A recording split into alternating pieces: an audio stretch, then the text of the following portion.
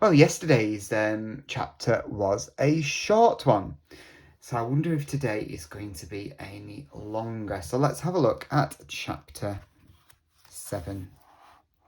Toothless wakes up.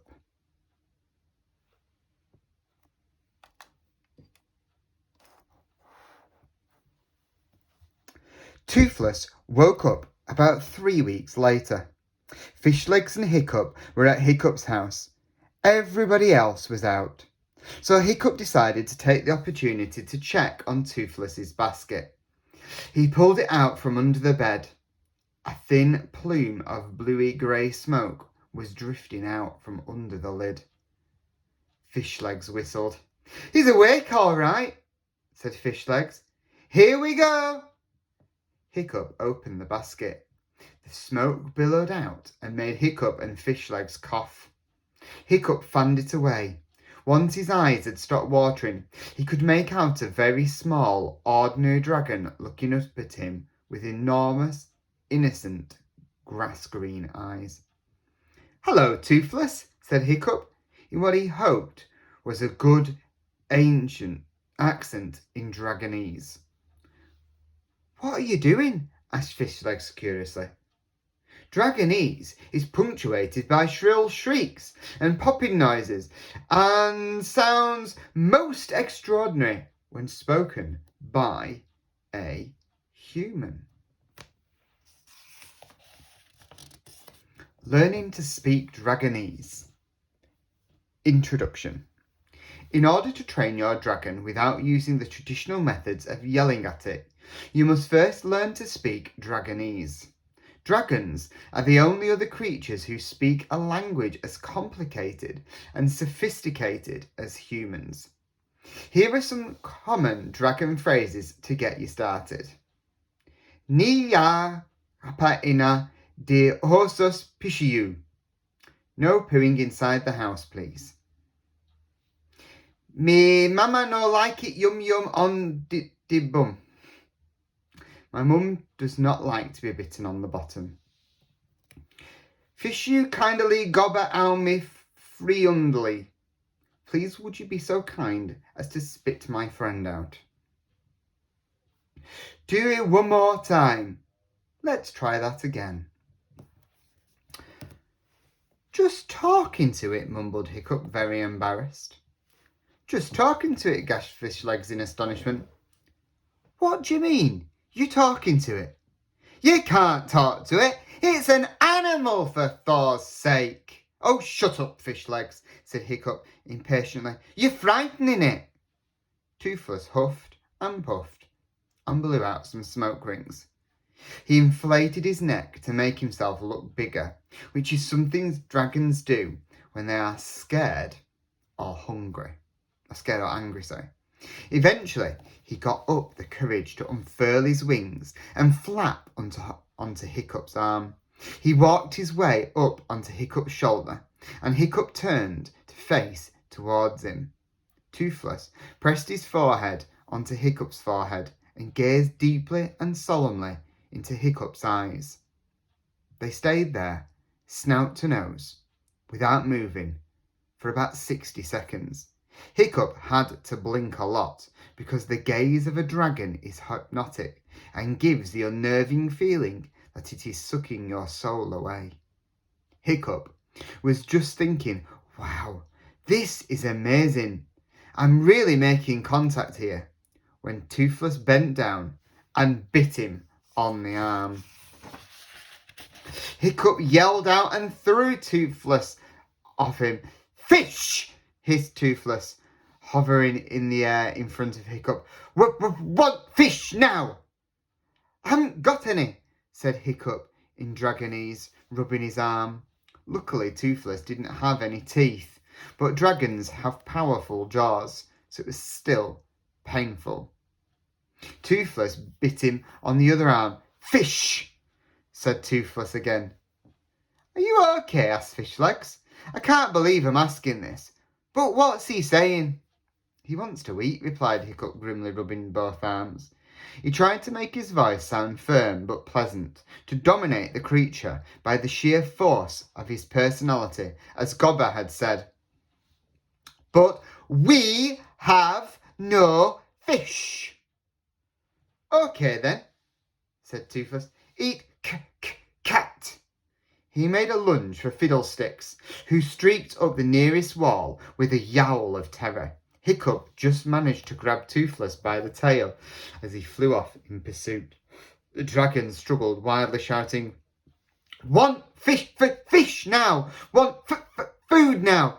Cats are yummy! Want food now!" "We don't have any fish," repeated Hiccup from between gritted teeth, feeling all his calmness deserting him. "And you can't eat the cat. I like him." Fiddlesticks mewed indignantly from a beam high in the roof. They put Toothless in Stoick's bedroom, where there was a mouse problem. For a while, he was happy swooping around after the desperately squeaking mice, but then he got bored and started attacking the mattress. "Stop!" yelled Hiccup as feathers flew in all directions. Toothless replied by sticking up the remains of a recently deceased mouse right in the middle of Stoick's pillow. "Ah!" said Hiccup. "Ah!" said Stoick the Vast, who entered the room at that very moment. Toothless launched himself at Stoick the Vast's beard, which he mistook for a chicken. "Get him off!" said Stoick. "He doesn't do what I say," said Hiccup.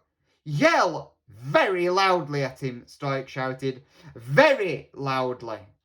Hiccup yelled as loudly as he could. "Please, will you stop eating my father's beard?" As Hiccup had suspected, Toothless took absolutely no notice whatsoever. "I knew I'd be useless at yelling," thought Hiccup gloomily.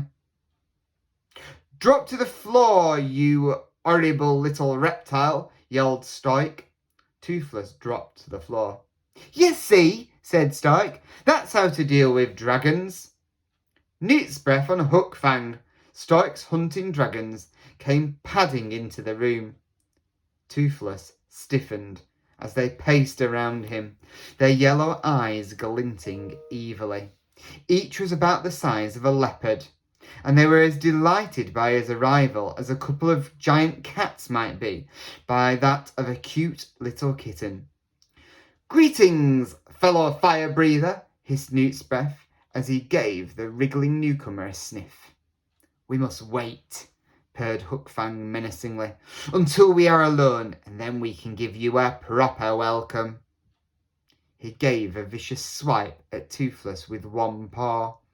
A claw like a kitchen knife just nicked Toothless on the rump, and the little dragon howled and jumped into Hiccup's tunic until only his tail was poking out of the neck. "Hook Fang!" bellowed Stoick. "Me claw slipped," whined Hook Fang. "Get out of here before I make you in tooth and bags," yelled Stoick, and Newt's breath and Hook Fang slunk out muttering obscene dragon curses under their breaths. "As I was saying," said Stoick the Vast, "that's how to deal with dragons." Stoick was looking at Toothless with uncharacteristic anxiety. "Son," said Stoick, hoping there might be some sort of mistake, "is this dragon your dragon?" "Yes, father," Hiccup admitted. It's very small, isn't it?" said Stoick slowly. Stoick was not an observant person, but even he could not fail to notice that this dragon really was remarkably small. "And it hasn't got any teeth." There was an awkward silence. Fishlegs came to Hiccup's rescue. "That's because it's an unusual breed," said Fishlegs. "A unique and violent species called the Toothless Daydream. Distant relations to the monstrous Nightmare, but far more ruthless and so rare they are practically extinct." "Really?" Stoick surveyed The Toothless daydreamed doubtfully. It looks just like a commoner garden to me. Ah, but with respect, Chief, said Fishlegs, that's where you're wrong. To the amateur eye, and indeed to its prey, it looks exactly like a commoner garden. But if you look a little closer, the characteristic daydream marking, Fishlegs pointed to a wart on the end of Toothless's nose, marks it out from the more ordinary breed. By Thor, you're right, said Stoick.